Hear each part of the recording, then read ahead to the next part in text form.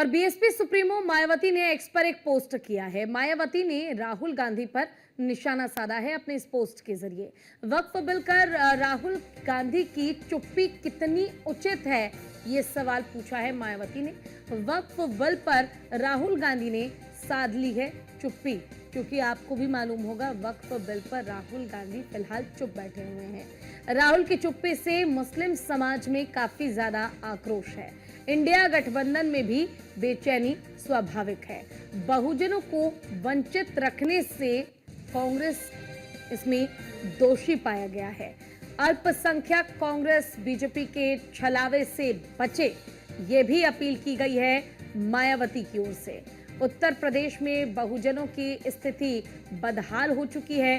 भाजपाइयों को कानून हाथ में लेने की छूट है और सरकारी विभागों का निजीकरण चिंताजनक होता जा रहा है। सरकार संवैधानिक दायित्व सही से निभाए, ये बात मायावती ने अपने पोस्ट में कही है। एसके वाजपेयी ज्यादा जानकारी के साथ हमारे लिए जुड़ गए हैं, उनसे अपडेट लेते हैं। एसके वाजपेयी, देखिए फिलहाल बीएसपी सुप्रीमो मायावती का एक पोस्ट है, एक्स पर काफी ट्रेंड कर रहा है, जिसके जरिए उन्होंने राहुल गांधी पर निशाना साधा है। बीजेपी तो हमेशा से ही निशाने पर रही है, लेकिन अब राहुल गांधी को भी वक्फ बिल पर चुप बैठना भारी पड़ गया है। बिल्कुल, बीएसपी सुप्रीमो मायावती कहीं न कहीं अपने मुस्लिम वोटर्स को एक मैसेज दे रही हैं इस पोस्ट के जरिए कि जिस तरीके से वक्फ बिल आया है, लगातार वो इसके विरोध में है। और सबसे बड़ी बात यह है कि नेता प्रतिपक्ष है राहुल गांधी, बीएसपी सुप्रीमो ने अपने पोस्ट में लिखा है कि उनका कुछ भी इस बिल पर ना बोलना कहीं न कहीं ये काफी बड़े सवाल खड़े करता है, क्योंकि इस पूरे मामले को लेकर सदन में वो चुप्पी साधे रहे।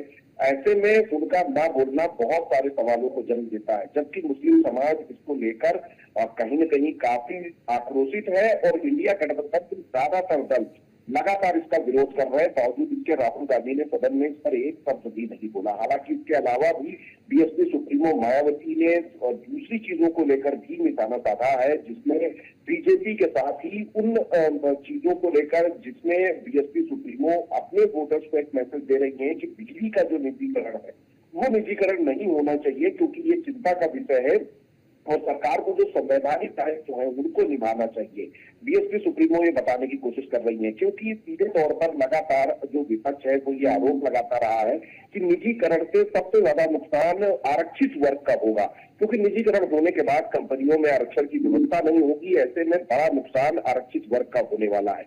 इसको लेकर बीएसपी सुप्रीमो ने अपनी इस पोस्ट के जरिए अपनी चिंता जाहिर की है, तो वक्फ बिल पर न बोलने को लेकर नेता प्रतिपक्ष राहुल गांधी को भी घेरा है। निश्चित है कि बीएसपी अपने वोटर्स को एक मैसेज इसके जरिए दे रही है कि वो किस तरीके से उनके बातों को, उनके न्याय की चीजों को लगातार उठा रही है।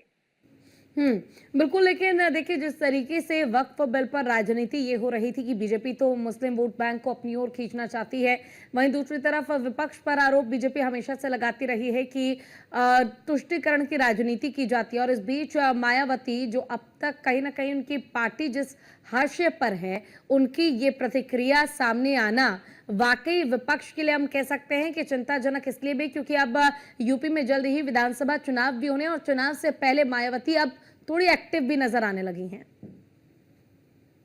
लगातार कोशिश कर रही है कि उत्तर प्रदेश में अपनी स्थिति को मजबूत किया जाए, उन मुद्दों को उठाया जाए जिससे कि बीएसपी के साथ लोग जुड़ सकते हो। जो बिखरा हुआ वोट बैंक है उसको कैसे दोबारा से पार्टी के साथ जोड़ा जाए, इसको लेकर बीएसपी लगातार अलग अलग तरीके की रणनीतियां अपना रही है।